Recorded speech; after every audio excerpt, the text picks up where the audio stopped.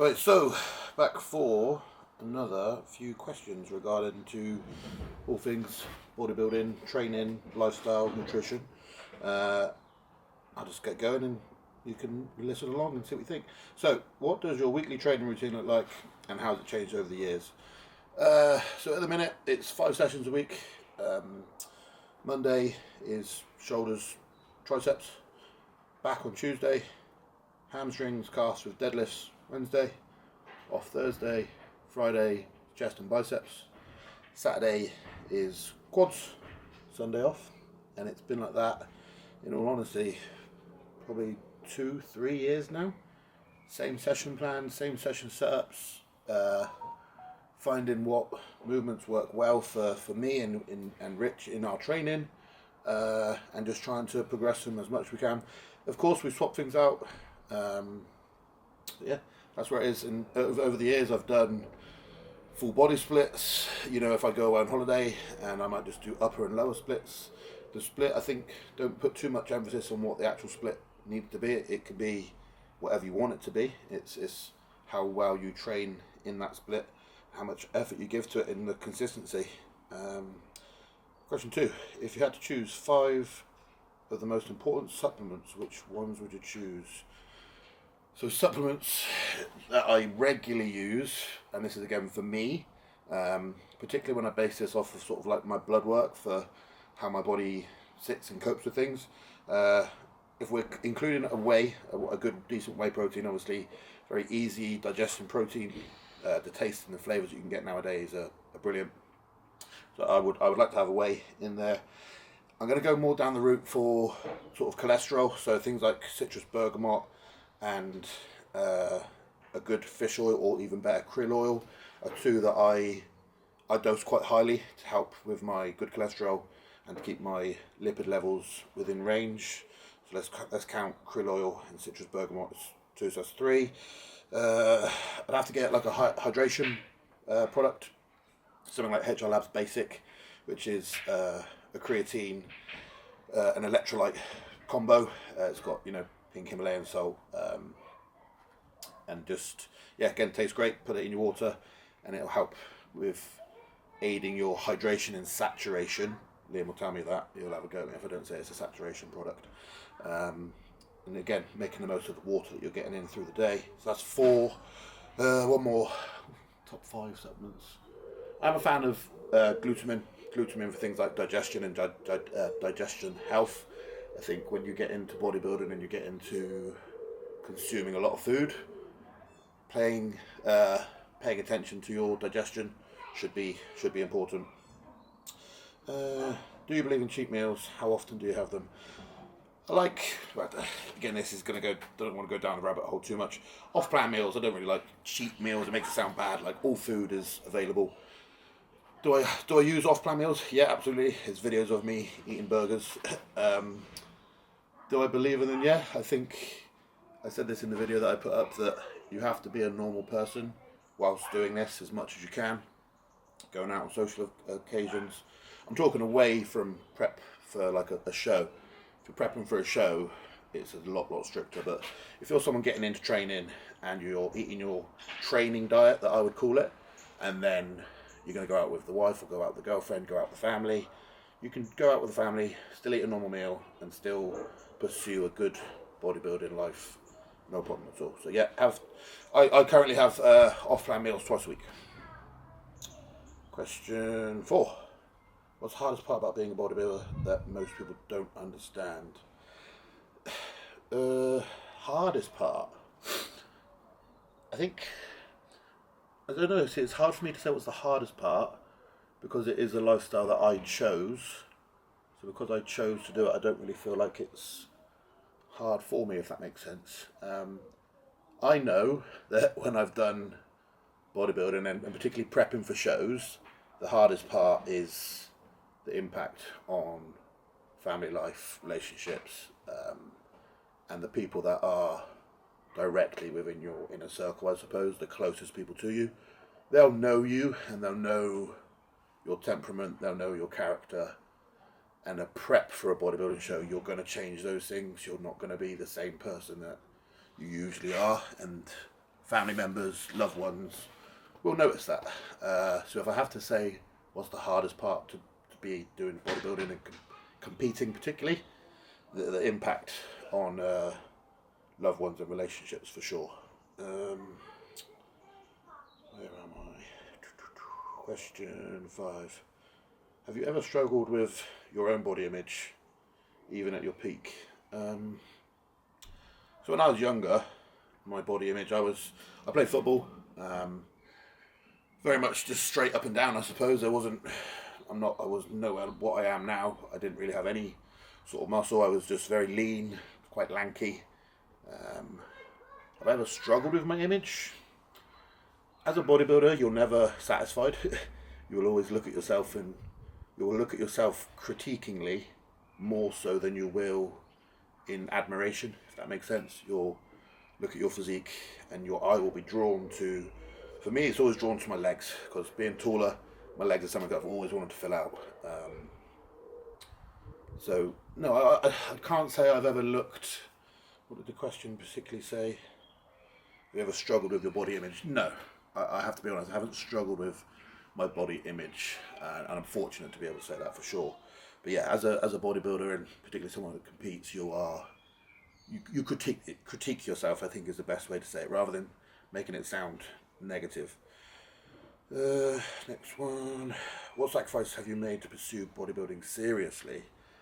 I mean, my mind first goes to, people would say about social occasions, going out, getting drunk, partying. That for me was never something I enjoyed that much anyway. So I could quite happily not do that. And I've been drunk in my life. I could count on one hand the number of times I've been drunk in my lifetime. What sacrifices have you made to pursue bodybuilding?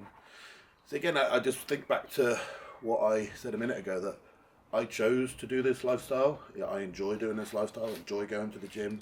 I enjoy eating the meals. I enjoy the DOMs and the pains from the hard training. So I don't really want to say that I've sacrificed anything, because I choose to do it. If you're choosing to do this, don't bitch and moan about doing it. If you don't like it, don't do it. It's really quite as simple as that, from my opinion. Anyway, how do you mentally prepare for competitions? So this is where I feel like bodybuilding as a lifestyle and competing are very two different things. You're very two different animals, because like I say, you can be a bodybuilder lifestyle and go out and socialise and probably be quite laid back to a certain degree. Still got to get your meals in. As long as you get your meals in, you go train, you can do everything else. You can go out and party, you can have a few drinks at the weekend, you can do everything. But for prepping, when food is restricted, output is high. When I say output, I mean things like cardio, training intensity gets ramped up another level again. And like I say, you become a different animal on yourself, that you are so one goal focused on 10 weeks out, 8 weeks out, 6 weeks out. And like with every week that ticks down, it's getting closer, you've got to work harder. And if you've competed, you'll know what I'm trying to get the point across. Or if you've been with someone that's competed, that you're watching this, you'll understand that yes, it can get quite intense at times. The person is quite driven for that one goal, and that's probably, like I said earlier, that's where the sacrifices for me then really come into it more so than anything. But mentally, I've never struggled mentally in regards to, I struggle when food gets low. I do like eating. I think most people like eating and enjoy food, most guys anyway. So yeah, like mentally that's hard. But going on stage and like to go on, and if you look good, you want to go on and show it off. So there's been shows where I haven't been quite happy with my look, and maybe that's shown in my stage presence then. But no, in terms of mentally going on stage, I don't struggle with that myself. Losing track of questions here now. 1, 2, 3, 4, 5, 6, 7. Number 8. Do you ever get tired of the gym life? No, quite frankly. Again, I go back to what I said a minute ago. I chose to do this. This was my passion. Even while I was still at school, I found the gym I started at the gym when I was 15. And honestly, since then, it's where I'm most comfortable. If you talk to me in a gym environment, comfortable anything. If you come and talk to me at a nightclub, I won't know what to do. I'll stand there and I'll be awkward, and I'll just feel, yeah. I suppose that's the way I could describe it. Most people commonly go to a nightclub and they feel comfortable. You know, they go to a bar, they chat and whatever. I'm terrible at nightclubs. If people have seen me in nightclubs, I don't know what to do. I'm just normally the bag man. Everyone just gives me their stuff and I just stand there and chat to the door staff that I probably know. But no, I've always felt comfortable in the gym. It is my passion. It's been my thing for as long as I can remember, and what I'd love to do for the rest of my life in some degree, some form or another. I will caveat that to say there are days where I go into the gym and I can't be bothered to train, but I still get it done.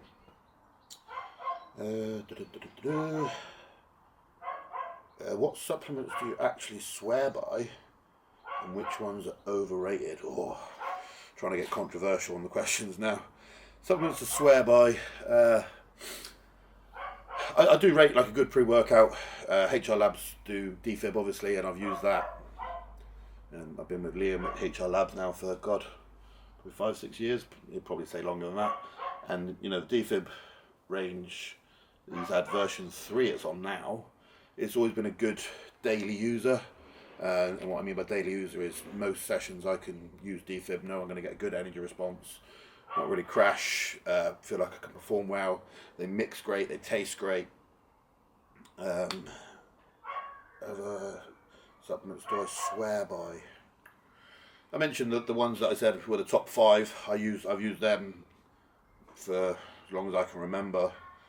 Let's get to the more meatier part of the question, I suppose. Which ones do I think are overrated?